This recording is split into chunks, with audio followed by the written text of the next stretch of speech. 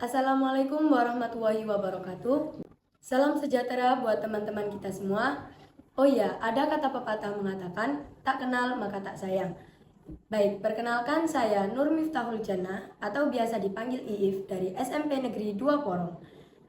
Baik teman-teman, kali ini saya tidak sendirian, akan ada seseorang atau tokoh yang akan menemani saya berbincang-bincang di sini.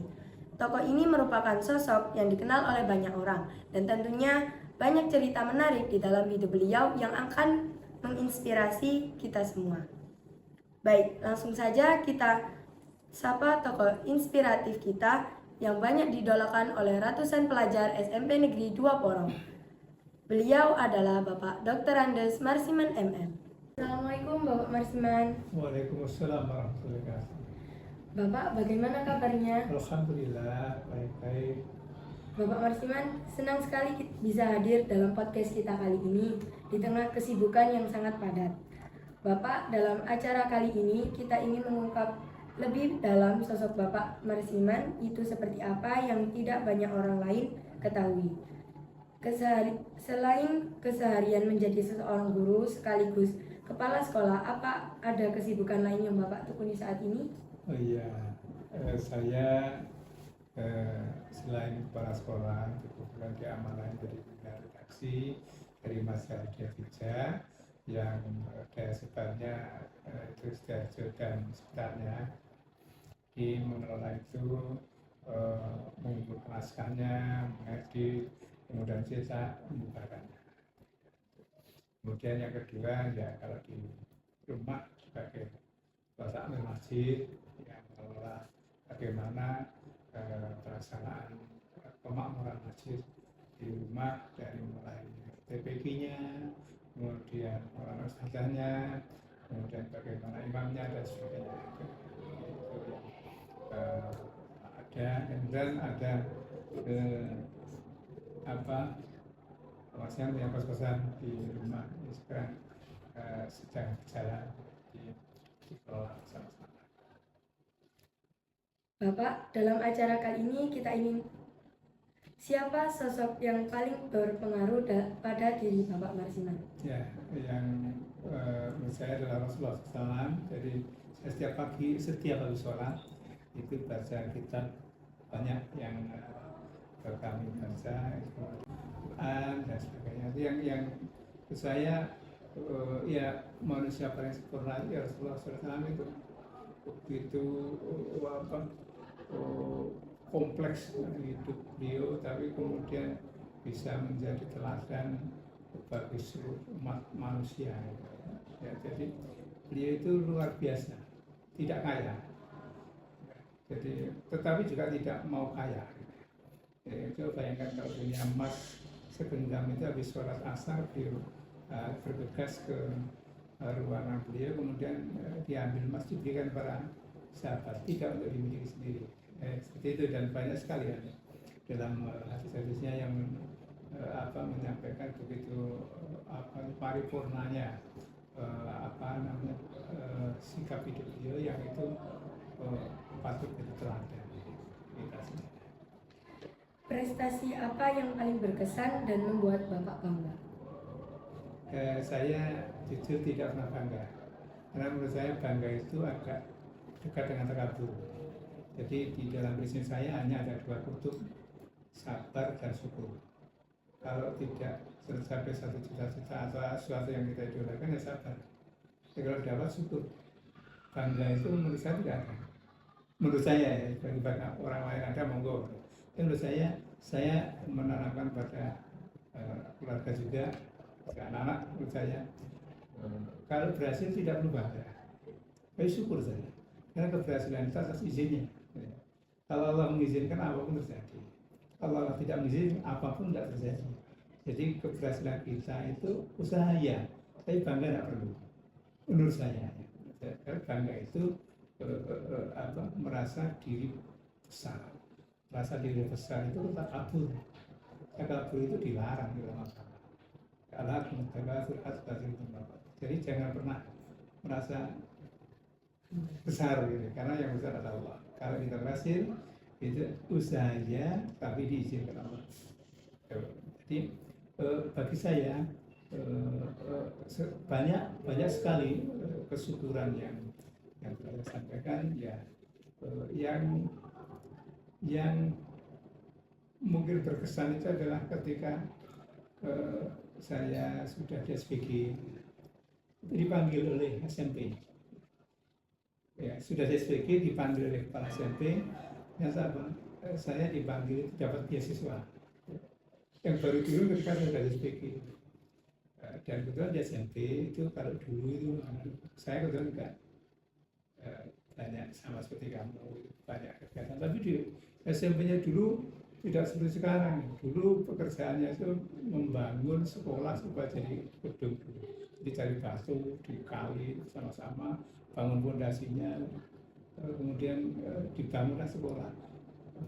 Jadi sekolahnya masih tidak sempurna. Tapi itu berkesan sekali bahwa ternyata anak-anak sudah dididik bekerja keras untuk mewujudkan gedung yang nanti menjadi fondasi dipakai oleh anak-anak berikutnya dari sekarang harus. Nah, yang berkesan ternyata mungkin kamu sudah nanti di SMA gitu ya, ternyata ada panggilan dari SMP dapat beasiswa. Saya masih ingat waktu itu dapatnya 60.000 waktu itu. Tapi itu besar sekali menurut kami ya. Saya bukan orang anak yang berada, jadi dapat itu kami berikan di SPG dan itu memotivasi. Di SPG itu saya merasa saya bukan siapa-siapa. Ya, mereka saya harus bekerja keras, berusaha keras. Dan alhamdulillah ternyata di SPG mulai kelas berapa itu kelas? Dulu itu kelas SPG itu kelas berapa? Kelas 9 ya. Kelas 10, 11, 12. Dulu kelas 1, 2, 3 gitu aja.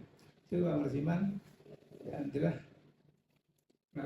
suka belajar. Saya itu suka membaca.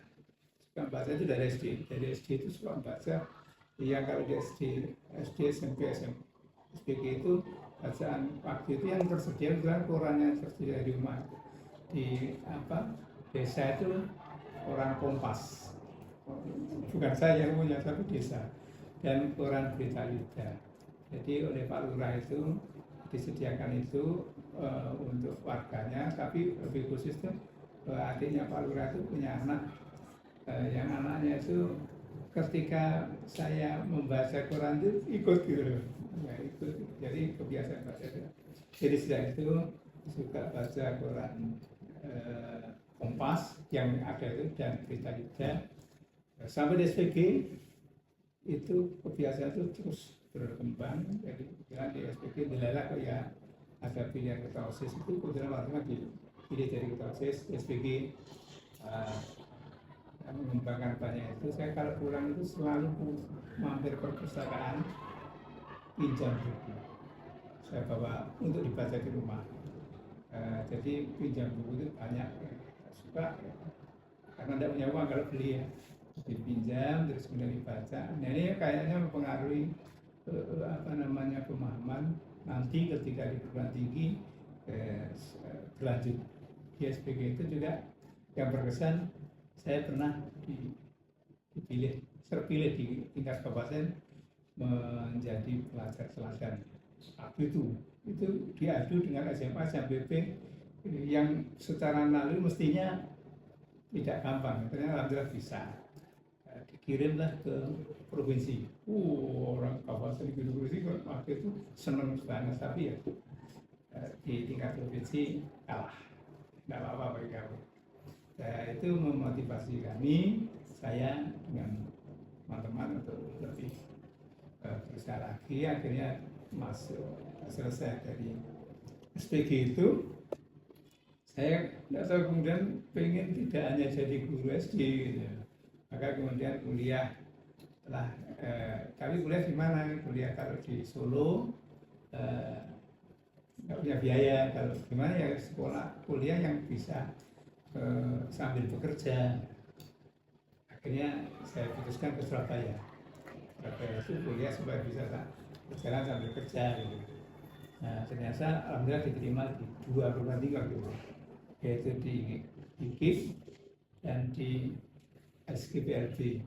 Waktu itu dua-duanya saya jalani pertama, tapi ternyata nggak bisa. Yang lebih berkesan lagi itu selama kuliah itu ternyata dukungan teman-teman luar biasa.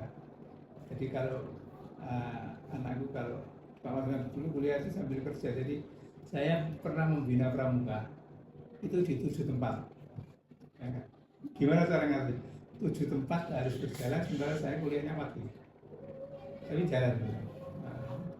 Ya, maka pramuka itu begitu membekas di dalam hidup saya karena ya memang pramuka itu bagus.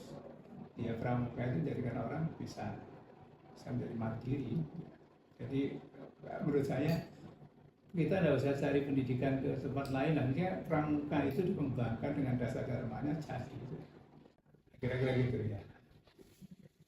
Baik, untuk selanjutnya sudut pandang Bapak Marsiman tentang kondisi pendidikan saat ini bagaimana? Ya, pendidikan itu masih berkembang ya, terus berkembang. Kalau dulu yang ada Gajar Dewantara memerdekakan orang bahwa pendidikan itu sebenarnya ya peningkatan pemahaman seorang terhadap hidupnya. Nah, sekarang kan ada guru-guru merdeka, saya kira bagus juga.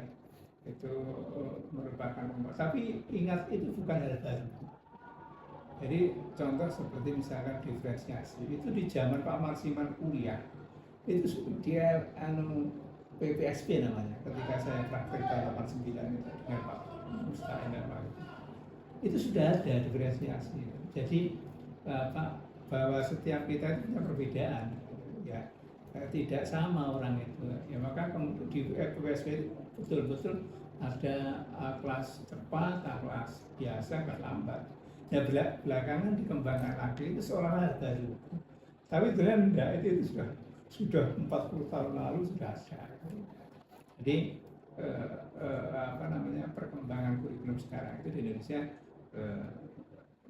sebetulnya tanda petik pengulangan yang dikembangkan. Jadi tinggal kita bagusnya sekarang itu digitalisasi menjadi sangat mendukung. Sumber belajar tidak ada guru. Jadi sumber belajar sekarang apa saja belajar. Nah, yang bisa manfaatkan yang bagus maka dia berhasil. Sebutkan 3 kata yang menggambarkan dari diri Bapak.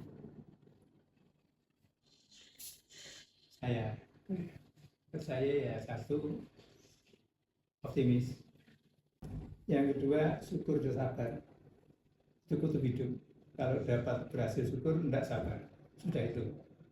Tidak ada kata bangga di sana. Karena saya bukan siapa-siapa. Yang ketiga adalah pasrah. Nah itu yang ada pada diri saya. Apa pesan Bapak Marsiman untuk generasi muda saat ini? Ya, tadi kalau bisa ya, jadi jadilah diri sendiri dan percaya bahwa Allah akan memberi bimbingan, dan kalau sabar dan syukur itu dijadikan pedoman, insya Allah dia akan berhasil. Wah, menarik sekali dan sangat menginspirasi cerita beliau. Baik Bapak, kami ucapkan terima kasih banyak atas kehadiran Bapak di tengah-tengah kami. Memberikan warna baru dan semangat baru untuk kita semua. Semoga bisa berbagi cerita lagi di lain kesempatan. Ya, sama-sama, mudah-mudahan berkembang lebih bagus dan sukses menegaknya. Ya, sukses ya. Baik teman-teman, 2 kata yang bisa kita jadikan motivasi dari kisah Bapak Marsiman yaitu sabar dan syukur. Jika ada yang tidak sesuai dengan harapan, maka kita harus sabar, dan jika harapan kita menjadi kenyataan, maka kita harus bersyukur karena semua atas kekuasaan Allah. Sekian podcast kita dengan tokoh inspiratif. Sampai jumpa di podcast kita selanjutnya. Assalamualaikum warahmatullahi wabarakatuh. Bye-bye.